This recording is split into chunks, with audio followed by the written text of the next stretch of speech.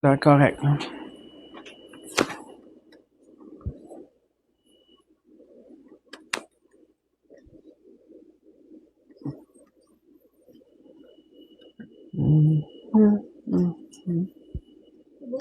Oui, OK. J'attends juste le lien. OK.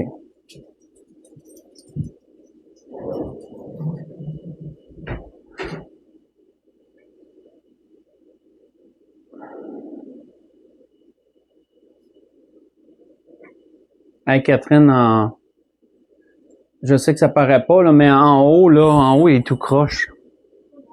Ouais, OK, on va te prendre comme ça. Donc, bonsoir à tous. Je suis heureux de vous retrouver encore ce soir. J'espère que vous allez bien. J'espère que vous avez passé une belle journée, également une belle semaine jusqu'à présent. Donc, avant d'enchaîner avec ce que l'Esprit m'a donné pour nous ce soir, je vais nous conduire en prière. Ensuite, on pourra laisser l'Esprit nous conduire dans sa parole. Donc, je vais nous conduire en prière. Éternel Dieu, mon Père, en Jésus, notre Sauveur et Seigneur, on vient vers toi encore ce soir. On est reconnaissant de tes bienfaits. On te remercie pour cette belle journée, Seigneur. Et nous remettons entre tes mains, Seigneur, ce message. Remettons entre tes mains toutes ces belles paroles que tu nous donnes. De nous, Seigneur, de pouvoir les écouter, Seigneur, bien les laisser pénétrer dans notre cœur, dans notre esprit et pouvoir les mettre en pratique dans nos vies, mon Dieu. Soit avec tous tes pasteurs qui ont prêché ta parole, sois avec eux personnellement, Seigneur, et accorde-leur, mon Dieu, par ton esprit, mon Dieu, toutes les paroles, les versets, les exemples nécessaires pour l'édification de tes enfants. Et Père, nous te prions pour tous ceux, Seigneur, qui ne sont pas sauvés. T'implorons, Seigneur, de continuer à parler au cœur, Seigneur, des gens qui ont entendu et qui entendront encore ta parole, et de pouvoir leur montrer, Seigneur, l'importance, Seigneur, d'avoir une relation avec toi et que Jésus-Christ est le seul chemin, la vérité et la vie. Père éternel, nous remettons entre tes mains nos combats, nous remettons entre tes mains nos maladies, nos maux, et t'implorons, Père, de ta guérison, mon Dieu, et nous savons, Seigneur, que tu as une oreille attentive à chacune de nos prières et que tu sauras répondre en ton temps, Seigneur, et en toutes choses. Nous remettons entre tes mains notre prière, remettons entre tes mains cette soirée, et c'est encore dans le précieux nom béni et saint de Jésus-Christ que nous avons prié. Amen. Donc, pour l'Esprit, ce que l'Esprit veut nous donner, je vais vous inviter à tourner dans l'Évangile selon Marc, chapitre 5. On va lire du verset 21 au verset 34 pour introduire le sujet de ce soir. Dans l'Évangile selon Marc, chapitre 5, verset 21 au verset 34.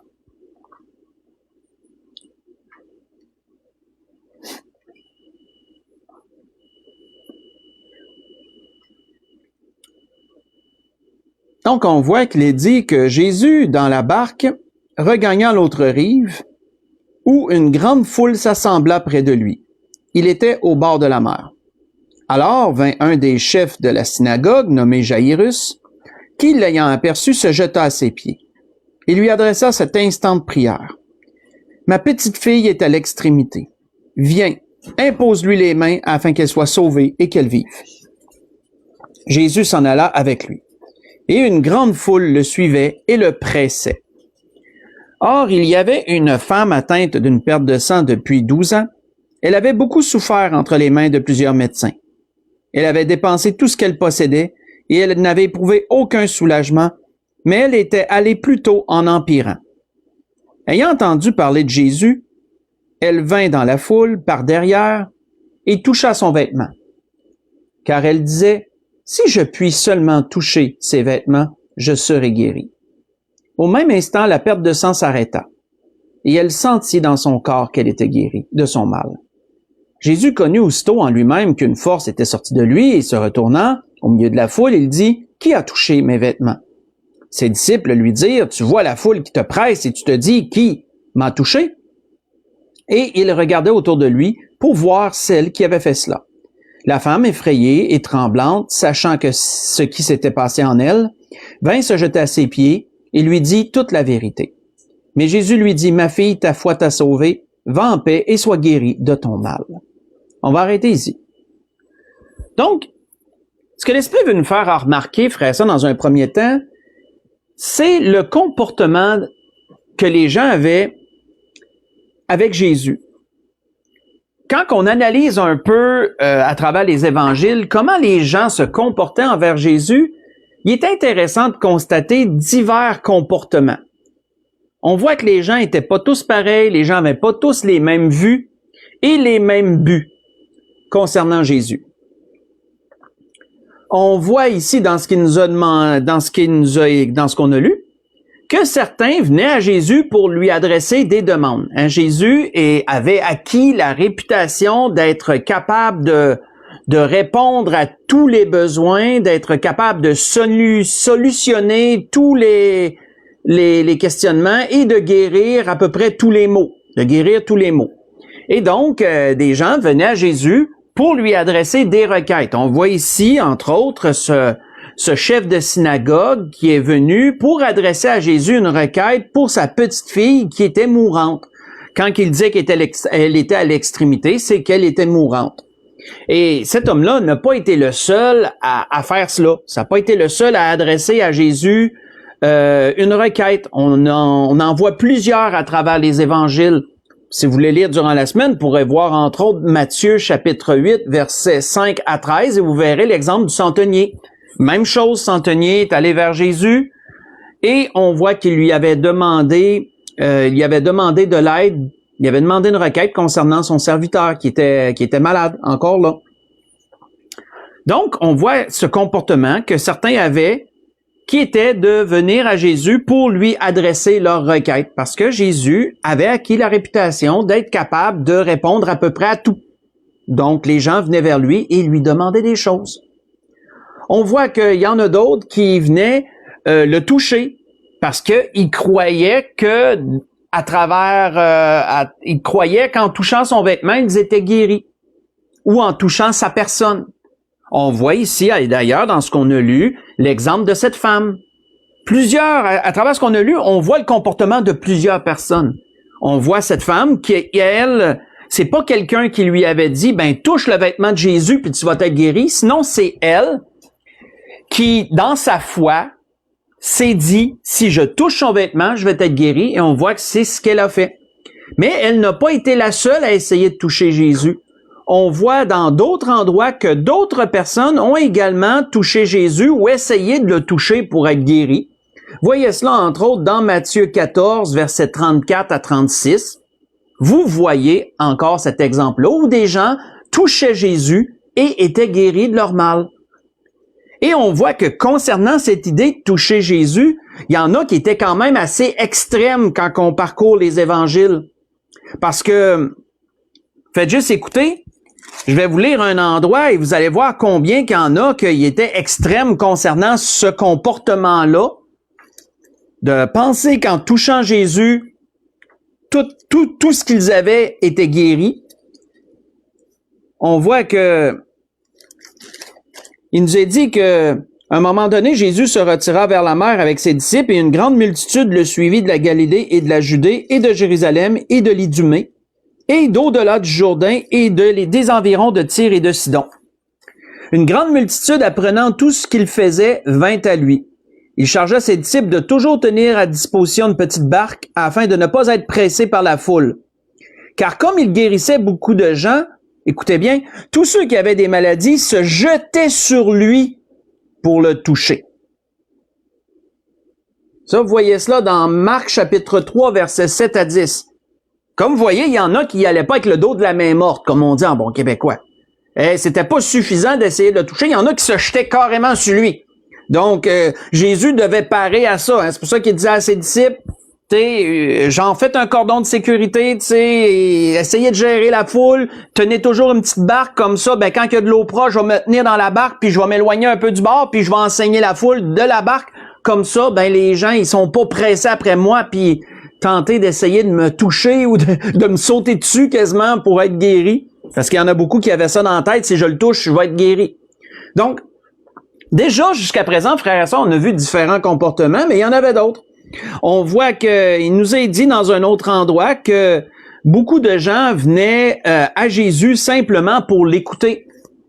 Hein, il y en a qui venaient simplement pour l'écouter. Ça, vous trouvez ça, entre autres, pas besoin d'y tourner, mais dans Luc 5, versets 1 à 3, on le voit très bien. Où il nous est dit que comme Jésus se trouvait auprès du lac de Génézareth, et que la foule se pressait autour de lui pour entendre la parole de Dieu, il vit au bord du lac 2 barques d'où étaient descendus les pêcheurs pour laver leurs filets. Il monta dans l'une de cette barque, qui était à Simon, et il le pria de s'éloigner un peu de terre, puis il s'assit, et de la barque, il enseignait la foule. Un peu ce qu'on a vu avant dans Marc chapitre 3, ce qu'il avait demandé. Mais on voit que les gens se pressaient pour venir entendre les paroles de Jésus, parce qu'il y en a qui venaient pour l'écouter. Et d'ailleurs, ceux qui venaient pour l'écouter étaient pas déçus, parce que la Bible nous dit que tous ceux qui l'entendaient étaient frappés de son intelligence et de ses réponses. Dans Luc chapitre 2, verset 47. On voit encore que d'autres personnes venaient à Jésus pour voir les miracles. Ils étaient curieux. Il y en a qui étaient curieux et ils venaient voir les miracles que Jésus faisait. Vous pouvez voir ça, entre autres, dans Jean 6, versets 1 et 2, si vous voulez le lire durant la semaine. On voit encore qu'un autre comportement que certains avaient était de venir à Jésus pour être nourris, pour profiter de tout de tous les bienfaits que Jésus permettait. Ça, vous retrouvez ça dans Jean 6, mais versets 22 à 26, si vous voulez toujours le lire durant la semaine. Parce qu'il y en a qui ont vu Jésus a nourri une multitude avec quelques pains et quelques poissons à 2 reprises. Donc, imaginez-vous qu'après la première fois, il y en a qui ont fait le calcul assez vite. Ils ont vu que ça coûtait pas trop cher de nourriture quand tu étais proche de Jésus. Et donc, il y en a qui restaient auprès de Jésus puis qui le suivaient simplement pour être nourris. Et Jésus, d'ailleurs, dans Jean 6, où je vous ai donné la lecture, Jésus leur a fait la remarque. Il leur a dit, « Vous me suivez parce que vous êtes nourris. C'est pour ça que vous me suivez. » Parce que c'était le comportement encore de certaines personnes.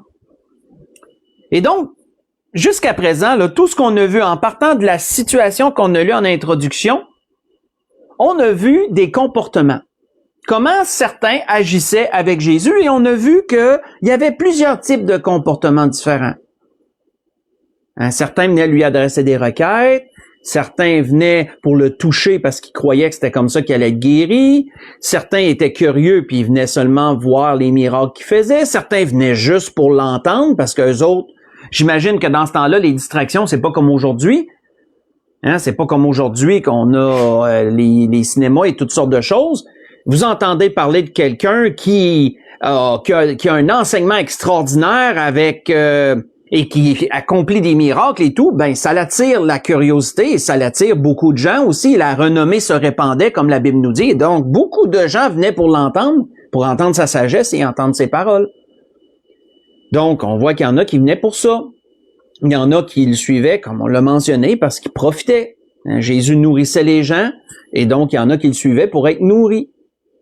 Mais frères et sœurs, dans toutes ces choses, il y a un comportement qu'on n'a pas vu très souvent dans les évangiles. Et ça, on va aller lire ensemble dans Luc chapitre 10. Si vous voulez continuer avec moi dans Luc chapitre 10, versets 38 à 42, on va voir un comportement qui n'a pas été très fréquent lorsqu'on le recherche dans les évangiles. Et c'est pourtant celui-là qui aurait été le plus important.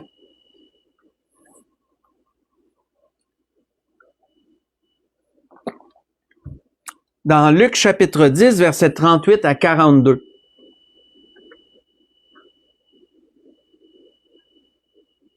Où il nous est dit que comme Jésus était en chemin avec ses disciples, il entra dans un village et une femme nommée Marthe le reçut dans sa maison. Elle avait une sœur nommée Marie qui, s'étant assise aux pieds du Seigneur, écoutait sa parole. Marthe, occupée à divers soins domestiques, survint et dit, « Seigneur, cela ne te fait-il rien que ma sœur me laisse seule pour servir? Dis-lui donc de m'aider. » Le Seigneur lui répondit, « Marthe, Marthe, tu t'inquiètes et tu t'agites pour beaucoup de choses. Une seule chose est nécessaire, Marie a choisi la bonne part qui ne lui sera point ôtée. » On va arrêter ici. Vous savez, quand on lit ça, ce qu'on vient de lire ici, souvent, on va louanger l'attitude de Marie. On va souvent relever positivement l'attitude de Marie parce qu'elle a pris comme priorité, elle a passé Jésus dans ses priorités et sa priorité a été de s'asseoir et d'entendre la parole que Jésus avait à donner. Et souvent, Marthe va recevoir la critique parce que Marthe, on peut voir qu'elle était une femme très recevante qui voulait que tout soit parfait et donc elle voulait que personne ne manque de rien, donc elle avait la tête partout, elle voulait servir tout le monde. Et elle s'était un peu aigrie que Marie ne vienne pas l'aider, mais qu'elle soit seule pour tout faire. Et elle a reçu la critique du Seigneur, critique sûrement constructive, là, je pense pas que le Seigneur était très méchant envers elle, mais de dire, Marthe, tu t'inquiètes beaucoup pour rien. Là, c'est pas le moment. En fin de compte, c'était simplifié comme ça. Puis souvent, on va relever cette attitude de Marthe, frères et sœurs, mais il y a une chose qu'on peut pas enlever à Marthe, c'est son comportement. Parce que je ne sais pas si vous avez remarqué, il nous est dit que quand Jésus était dans le village, elle le reçut chez elle. Ça, on le relève pas souvent. Mais là, Marthe l'a invité et elle l'a reçu dans sa maison. Et ça, c'est pas rien. Parce que, frères et sœurs, quand on regarde les évangiles, les gens, on l'a mentionné, ils aimaient être en présence de Jésus. En général, quand on savait que Jésus était là, tout le monde se rendait en foule pour aller le voir. Et il laissait personne indifférent à Jésus. Les gens aimaient ça, être en sa présence. On se sentait bien en sa présence. Les gens aimaient ça, comme on l'a dit, de voir les miracles, de lui adresser des requêtes, d'entendre sa parole, etc., etc. Là, je le répéterai pas tout, ça fait 2 fois que je le répète. Mais s'il y a une chose qu'on a rarement vue, ou pas beaucoup, en tout cas dans ce qui nous est répertorié, combien de gens ont invité Jésus chez eux? Combien de gens ont reçu Jésus chez eux sans avoir besoin de lui pour une guérison ou quelque chose, là? Combien de gens ont simplement désiré recevoir Jésus et manger avec lui, l'inviter pour un repas? Est-ce que vous êtes déjà arrêté là-dessus? Si vous vous arrêtez là-dessus, faites votre recherche et vous allez voir qu'il n'y en a pas beaucoup. Il nous a répertorié à peu près juste 3, 4 exemples, 5 peut-être, où ça nous est mentionné que des gens ont invité Jésus et l'ont reçu dans leur maison. Pas pour une requête, là, pour profiter de sa présence, pour le laisser entrer dans leur intimité. Il n'y en a pas beaucoup. Et pourtant, c'est ce qui aurait dû être fait le plus. C'est le comportement que les gens auraient dû tous avoir envers Jésus, de le recevoir chez eux. Mais c'était pas le cas. Surprenamment, c'était pas le cas. Marthe, elle l'a reçu chez elle. Et ça, c'est pas rien. Et ça, on le relève pas souvent. Quand on regarde selon la parole, tous ceux qui ont reçu Jésus chez eux ont toujours été gagnants, ont toujours bénéficié d'une proximité, d'une présence plus personnelle avec le Seigneur qui leur a été extrêmement bénéfique. À tous, sans exception. On voit entre autres une belle démonstration de cela, faites juste écouter. Une belle démonstration de cela, c'est Zachée, où il nous est dit que lorsque Jésus a dit à Zachée, « Presse-toi de descendre de ton arbre parce que je vais rester chez vous ce soir. » Jésus s'était un peu invité, mais il savait certainement l'intention non déclarée de Zachée en ce sens. On voit qu'il nous est dit que voyant cela, tous murmuraient, il disait, il est allé loger chez un homme pécheur, mais Zachée, se tenant devant le Seigneur, lui dit, voici Seigneur, je donne aux pauvres la moitié de mes biens, et si j'ai fait tort de quelque chose à quelqu'un, je lui en rends le quadruple. Et Jésus lui dit, le salut est entré aujourd'hui dans cette maison, parce que celui-ci est aussi un fils d'Abraham, car le Fils de l'homme est venu chercher et sauver ce qui était perdu. Voyez ça dans Luc chapitre 19, verset 7 au verset 10. Souvent, lorsque Jésus entrait chez quelqu'un, il se passait quelque chose de spécial. tous ceux qui l'ont reçu, qui l'ont laissé entrer, en ont bénéficié. On voit que Zachée a été sauvé à travers cela. Sa conversion s'est déroulée là, à travers ce fait de recevoir le Seigneur chez lui. Et pourtant, quand on y pense, ça aurait sûrement été à la portée de beaucoup de gens de recevoir Jésus chez eux.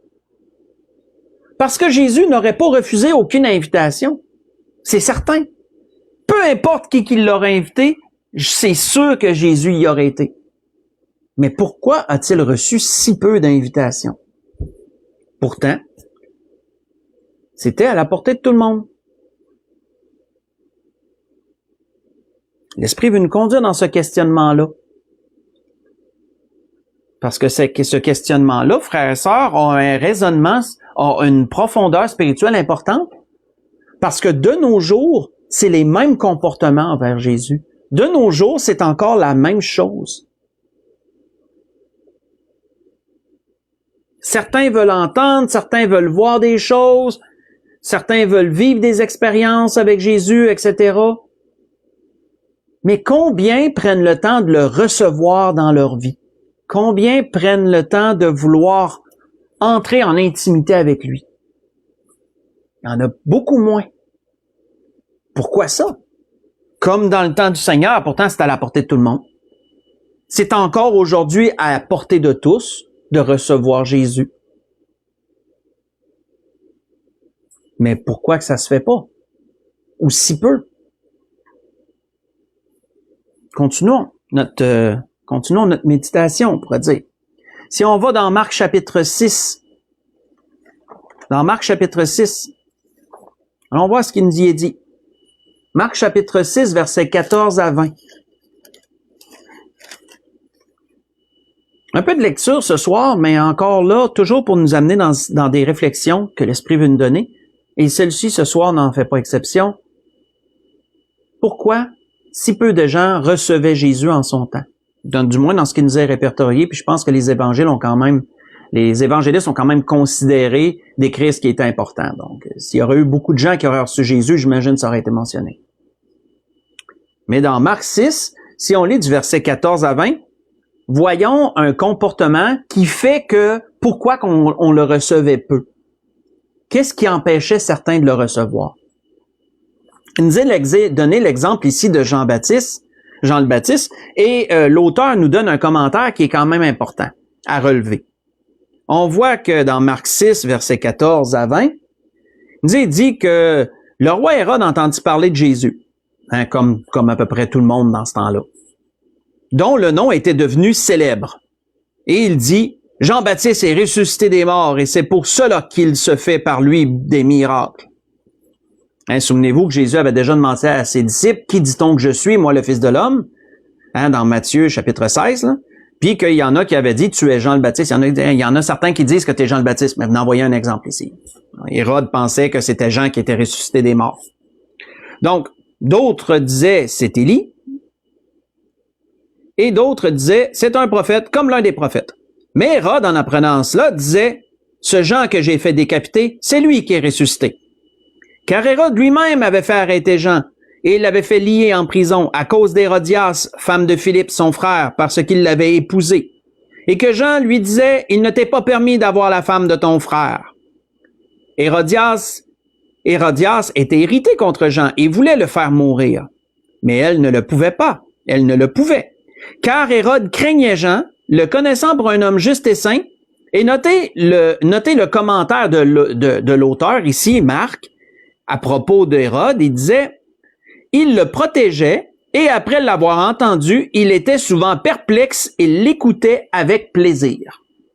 On va arrêter ici. Quel était le comportement d'Hérode envers les paroles de Jean? On voit qu'Hérode était un homme curieux, c'était un homme qui aimait écouter Jean parler. Puis il aimait ça parce que Jean, parfois, l'amenait dans des réflexions. On voit qu'il était parfois perplexe. Ça veut dire songeur. Ça veut dire que Jean était l'un des rares qui l'amenait à se poser des questions sur certaines choses, à réfléchir un peu. Mais qu'est-ce qu'on voit? C'est que malgré tout ça, la parole de Jean n'a jamais pénétré dans son cœur ni dans son esprit. Il n'a jamais cherché à explorer plus loin ce que Jean lui avait dit. Pour lui, c'était simplement d'écouter. C'était simplement d'entendre la parole, puis ça le divertissait.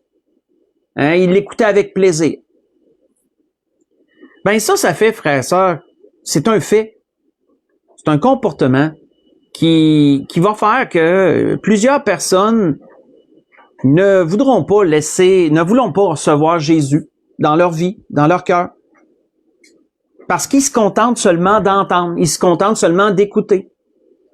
Combien de gens viennent à l'église et ils écoutent le message, ils écoutent les chants, trouvent ça beau, ils n'ont rien à dire, mais ça les atteint pas plus que ça. Il y en a parfois qui vont dire hey, « j'ai aimé ça, bien aimé ça ». Mais on les revoit pas quand même. La parole n'a pas pénétré dans leur cœur ou dans leur esprit. Pourquoi ça? Pourquoi n'ont-ils pas laissé entrer Jésus? Pourquoi ne l'ont-ils pas reçu? Ben, parce que ils n'ont jamais cherché plus loin que la parole. Ils n'ont pas cherché à approfondir ce qu'ils ont reçu. On voit que c'était le cas d'Hérode. Et ça l'amenait que les gens qui avaient le même comportement qu'Hérode, ben, n'auraient pas reçu Jésus dans leur maison à ce temps-là. Là. Logiquement, ils ne l'auraient pas reçu chez eux. On voit, entre autres, si vous voulez lire durant la semaine, que l'apôtre Paul a vécu quelque chose de similaire à ce qu'il nous est dit ici avec un gouverneur du nom de Félix. Vous voyez ça dans les Actes, chapitre 24, versets 24 à 26, si vous voulez le lire. On voit que c'est la même chose. Félix faisait venir l'apôtre Paul et il l'entendait. Puis quand il en avait assez, quand la parole venait dérangeante un peu, ben il le renvoyait. Mais après ça, il voulait toujours quand même l'écouter plus tard. Fait qu'il le rappelait. Il faisait ça de même. Il aimait entendre, mais sans plus. Puis pourtant, quand Jésus prêchait, qu'est-ce que Jésus disait souvent? Surtout à ses disciples. Jésus leur disait, écoutez. Excusez-moi, il leur disait, écoutez et comprenez. Vous voyez ça dans Matthieu 15, verset 10. Hein? Écoutez et comprenez. Parce que le but de Dieu à travers sa parole, lorsqu'il te fait grâce de l'entendre, parce que c'est une grâce que d'entendre la parole de Dieu, parce qu'il y a bien du monde qui voudrait l'entendre puis qui ne l'entendent pas, parce qu'ils sont dans des pays très hostiles, mettons, on va dire. Ben, le but de Dieu, quand il te permet, qu'il te donne la grâce d'entendre sa parole, ben, c'est que tu écoutes. Mais c'est que tu veux le comprendre aussi. Dieu s'attend à ce qu'on veuille creuser plus loin, qu'on veuille chercher à comprendre ce qu'il veut nous dire. Pas simplement d'écouter, puis après ça, de laisser ça aller comme ça. Parce que malheureusement, si quelqu'un fait ça, ben, il ne recevra pas Jésus dans son cœur et dans sa vie. Pas plus que ceux dans son temps ne le recevaient pas non plus pour les mêmes raisons. On voit que si on va dans un autre endroit, si on va dans Jean chapitre 9, on va voir une autre chose. Dans Jean chapitre 9, on va voir une autre raison pour laquelle des gens ne recevaient pas Jésus chez eux. Pourquoi qu'il y en a eu si peu qui l'ont reçu chez eux? On voit dans Jean chapitre 9, on voit un autre bon exemple. Si on lit à partir du verset 13, on se retrouve dans une autre circonstance où Jésus a guéri un aveugle-né. Et que là, cet aveugle-né a commencé à crier le nom, à crier, à louanger, à glorifier Dieu, et en même temps à dire à tout le monde qu'il était guéri. Puis il a amené beaucoup de questionnements parce qu'il y en a qui l'ont reconnu, puis qui ont dit « Hey, c'est lui, ça fait longtemps qu'on le voit mendier. » Puis là, il voit clair. Qui a fait ça? C'est venu aux oreilles des chefs religieux aussi. Qu'est-ce qu'on voit là dans Jean 9? Si on lit à partir du verset 13, on voit qu'il y a des gens qui ont mené l'homme vers les pharisiens, qui étaient jamais bien loin. Ils menèrent vers les pharisiens celui qui avait été aveugle. Or, c'était un jour de sabbat que Jésus avait fait de la boue et lui avait ouvert les yeux. De nouveau, les pharisiens lui demandèrent comment il avait pu voir. Et il leur dit, « Il, en parlant de Jésus, a appliqué de la boue sur mes yeux, je me suis lavé et je vois. » Sur quoi quelques-uns des pharisiens dirent, « Cet homme ne vient pas de Dieu, car il n'observe pas le sabbat. » Pourquoi? Parce que le jour du sabbat, c'est un jour de repos. Puis Jésus avait fait de la boue avec sa salive, puis avec la terre. Il avait fait de la boue, puis il l'avait appliqué sur les yeux de la personne, sur les yeux de l'aveugle, puis il avait dit, va te laver. Va te laver au réservoir de Siloé. Ben, à cause que Jésus a fait de la boue avec sa salive puis un peu de terre, ben là, ils ont dit, il travaille le jour du sabbat. Vous voyez comment que les pharisiens étaient extrêmes poussaient la note très loin, là, dans leur raisonnement. C'était d'ailleurs exagéré. Donc, d'autres dirent, comment un homme pécheur peut-il faire de tels miracles? Et il y eut division parmi eux. Ils dirent encore à l'aveugle, toi, que dis-tu de lui, sur ce qu'il t'a ouvert les yeux? Il répondit, c'est un prophète. Les Juifs ne crurent point qu'il avait été aveugle, et il avait pu voir, jusqu'à ce qu'il ait fait venir ses parents. Et ils les interrogèrent, disant, est-ce là votre fils, que vous dites être né aveugle? Comment donc voit-il maintenant? Ses parents répondirent, nous savons que c'est notre fils, et qu'il est né aveugle. Mais comment il voit maintenant, ou qui lui a ouvert les yeux? C'est ce que nous ne savons. Interrogez-le lui-même, il a de l'âge, il parlera de ce qui le concerne. Et là, notez que l'auteur nous donne encore un commentaire. On a vu tantôt que Marc, dans son évangile, nous a donné un commentaire concernant l'attitude d'Hérode. Mais notez ici que l'auteur Jean nous donne un commentaire concernant l'attitude des parents de l'homme et aussi des pharisiens. Il nous a dit que ses parents dirent cela, verset 22, ses parents dirent cela parce qu'ils craignaient les Juifs, car les Juifs avaient déjà convenu que si quelqu'un reconnaissait Jésus pour le Christ, il serait exclu de la synagogue. C'est pourquoi ses parents dirent, il a de l'âge, interrogez-le lui-même. On va arrêter ici. Qu'est-ce qui empêchait les gens de recevoir Jésus chez eux? On a vu dans un premier temps que c'est de la façon que tu écoutes. Si tu fais juste écouter par plaisir, puis que tu ne comprends pas, tu cherches pas à comprendre ce que tu écoutes, ben non, tu seras pas porté à recevoir Jésus. Puis beaucoup d'ailleurs, peu l'ont reçu justement pour ces raisons-là, parce qu'ils voulaient simplement entendre sa parole. Mais on voit ici un autre comportement. C'est que il faut comprendre à travers ce deuxième comportement-là que Jésus, quand on regarde un peu dans les évangiles, on voit que Jésus est une figure controversée. C'était pas quelqu'un qui était bien vu de la part des chefs religieux. Jésus était bien vu de la foule, mais pas des chefs religieux. Les chefs religieux avaient de l'influence. Jésus était vu comme quelqu'un de controversé. Par quoi? Ben, entre autres, par les personnes qui fréquentaient, parce que la Bible nous dit que Jésus fréquentait les publicains.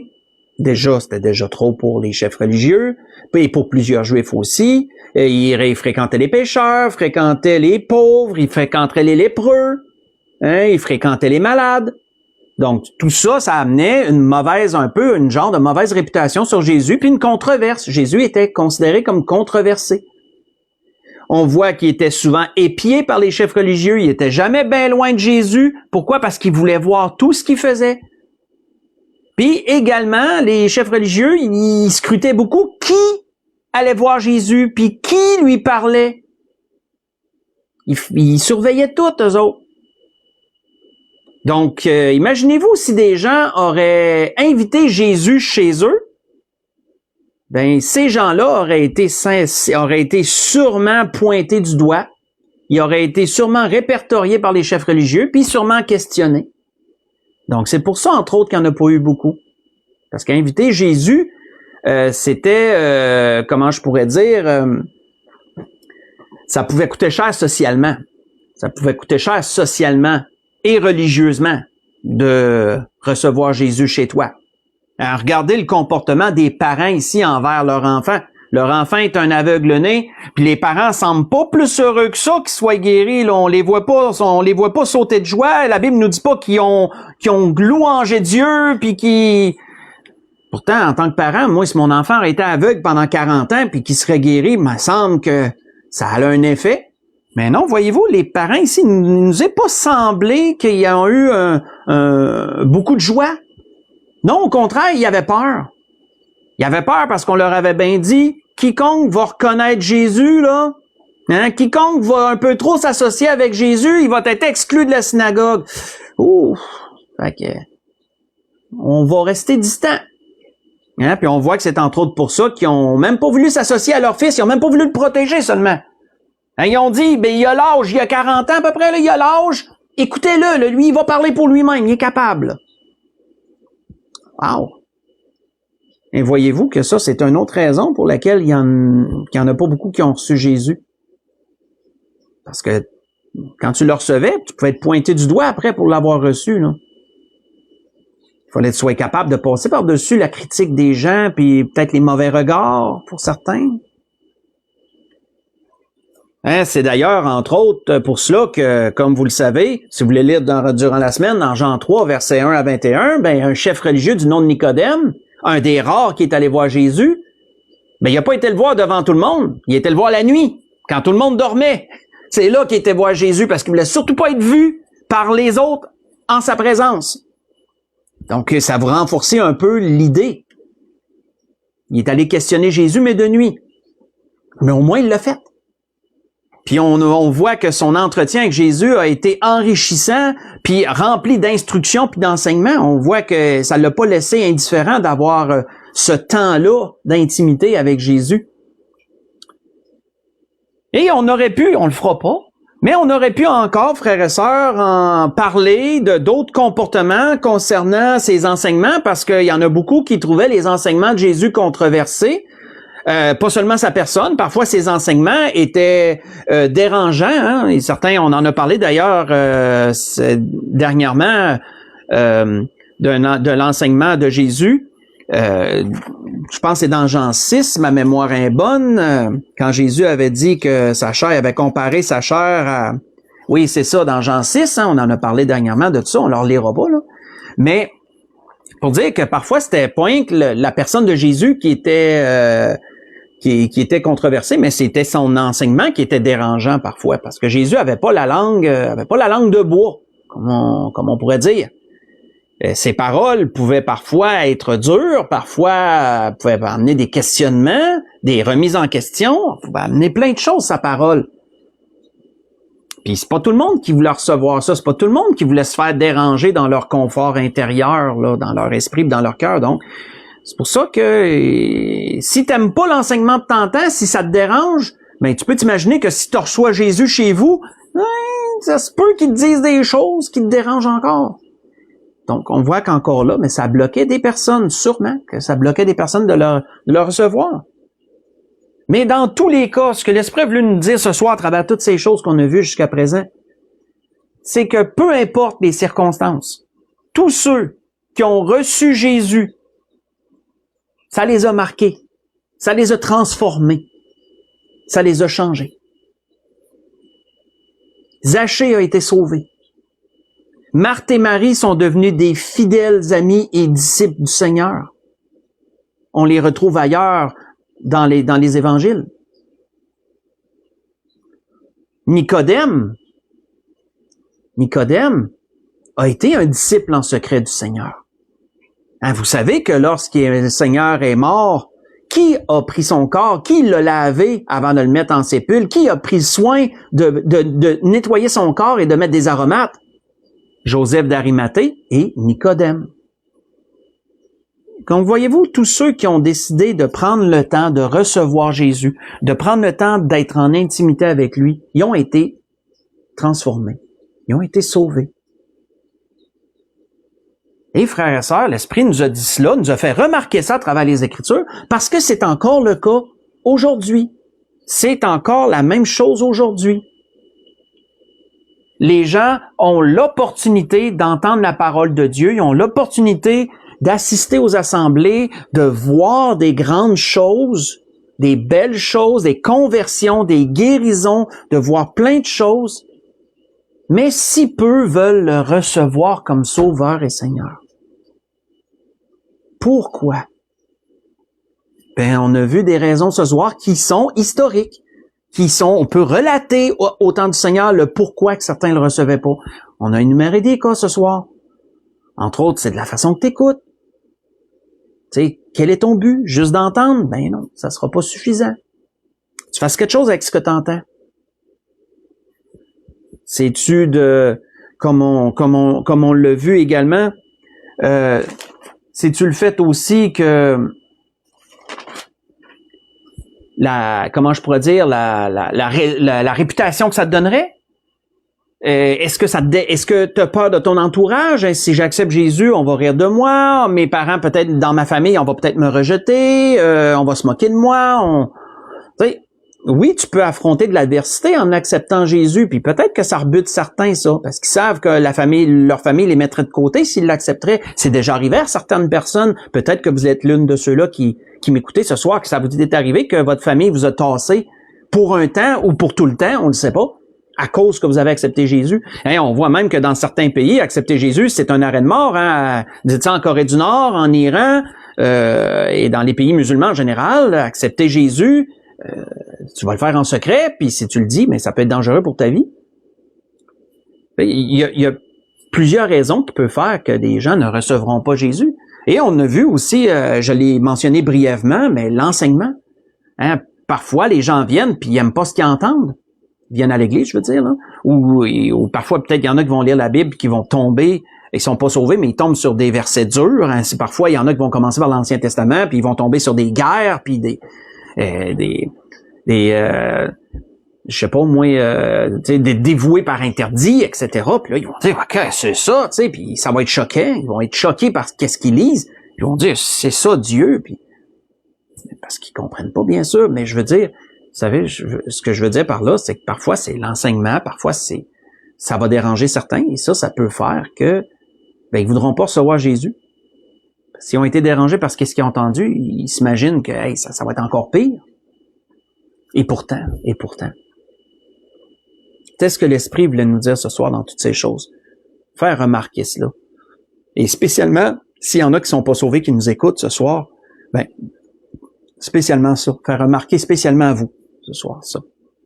Pour conclure, on va aller dans l'Apocalypse chapitre 3, on va lire un seul verset pour conclure, le verset 20. Apocalypse chapitre 3, le verset 20.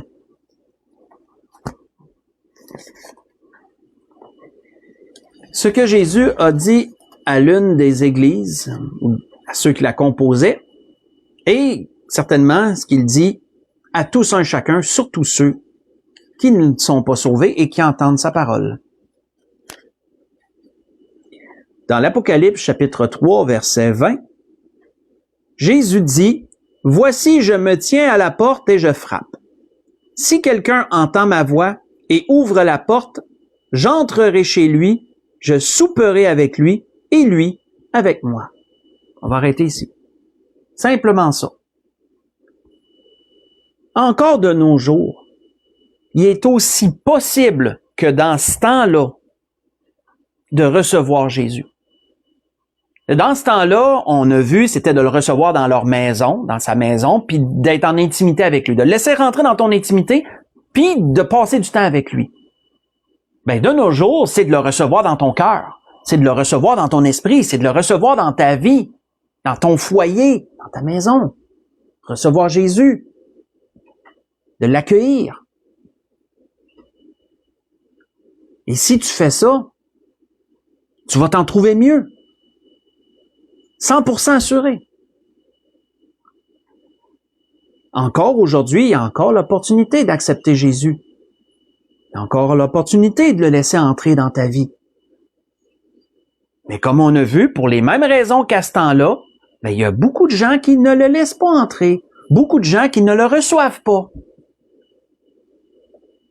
Ils n'écoutent pas pour approfondir. Ils écoutent, mais sans approfondir ce qu'ils entendent. Ils veulent pas être associés à Jésus par toutes sortes de peurs et de craintes diverses. Hein? Puis ils aiment pas les enseignements, ils aiment pas ce qui est dit. Parce que Jésus va te faire savoir que tu es pécheur, que tu es perdu, que tu vas en enfer, puis que tu as besoin d'être sauvé. C'est la seule façon de retourner à Dieu, la seule façon d'être réconcilié avec Dieu, c'est à travers lui, puis d'être sauvé. Donc, il y en a qui ne veulent pas entendre ça parce qu'ils pensent qu'ils vont aller à Jésus, ils pensent qu'ils sont sauvés de leur manière à eux, avec leurs œuvres ou à cause de leur grand-mère, de leur grand-père, de leurs frères défunts, de leurs parents défunts, etc. Là. Il y en a qui ont une multitude de pensées diverses, là, puis de philosophies, puis de toutes sortes de... Puis ils n'aiment pas de savoir que non, il y a juste Jésus qui sauve. Il y en a qui n'aiment pas s'entendre ça. Et pourtant, c'est la vérité. C'est même la seule vérité. C'est d'ailleurs pour ça qu'il a été dit que par l'apôtre Pierre plus tard, il a été dit qu'il y a de salut en aucun autre, car il n'y a sous le ciel aucun autre nom qui a été donné parmi les hommes par lequel nous devions être sauvés. Vous voyez ça dans Acte 4, verset 12. Donc, c'était ce que l'Esprit voulait nous dire ce soir. Un peu de recherche historique, de voir les comportements historiques que les gens avaient envers Jésus dans son temps et de faire un peu un parallèle avec de nos jours en rapport avec recevoir Jésus. Donc, c'était c'était le portrait que l'Esprit a voulu nous dresser ce soir, la réflexion dans laquelle il a voulu nous amener. Et si quelqu'un entend cette parole, si quelqu'un a écouté ce message et qui n'est pas sauvé, bien qu'il sache que Jésus veut rentrer dans sa maison, veut rentrer dans son cœur, il frappe à ta porte, il veut rentrer chez toi. Mais il s'imposera pas chez toi. Il va t'offrir l'opportunité de l'accepter. Il va t'offrir l'opportunité de le laisser entrer. Mais c'est toi qui vas devoir dire « oui, je le veux », comme le mariage. Tu vas devoir dire « oui, je le veux »,« oui, je l'accepte »,« oui, je le reçois »,« oui, je veux qu'il rentre dans ma vie »,« oui, je veux l'accepter comme mon Sauveur et Seigneur ». Mais pense pas que Dieu va te forcer ou il va te l'imposer. Non. Tu vas devoir passer par-dessus si ce qui t'arrête. Mais si tu le fais, c'est garanti que tu vas t'en trouver gagnant sur toute la ligne. Premièrement, tu vas être sauvé de l'enfer. Déjà on est gagnant en partant. Mais en plus, ton cœur va être transformé. L'Esprit de Dieu habite en toi. Va venir habiter en toi. Tu vas être une habitation de Dieu en esprit. Tu vas avoir une relation, une proximité avec Dieu que tu n'auras jamais d'aucune autre façon. Et en plus de tout ce que Dieu peut faire dans ta vie, pour la transformer, pour l'améliorer, regarde, il n'y a pas d'effet secondaire, là. Oui, puis tu vas peut-être vivre des choses dans ton entourage, etc. Mais pour tout ce que tu as, pour tout le gain que tu as, c'est peu. C'est très, très peu même. Donc, c'est cela. Je voudrais souhaiter à tous et à toutes belle soirée, bon restant de semaine, que le Seigneur vous bénisse, qu'il vous dirige en toutes choses, dans tous vos besoins. Et on va se voir, comme à l'habitude, dimanche pour l'Église de l'Espérance. Donc, que le Seigneur vous bénisse. Bonne fin de soirée.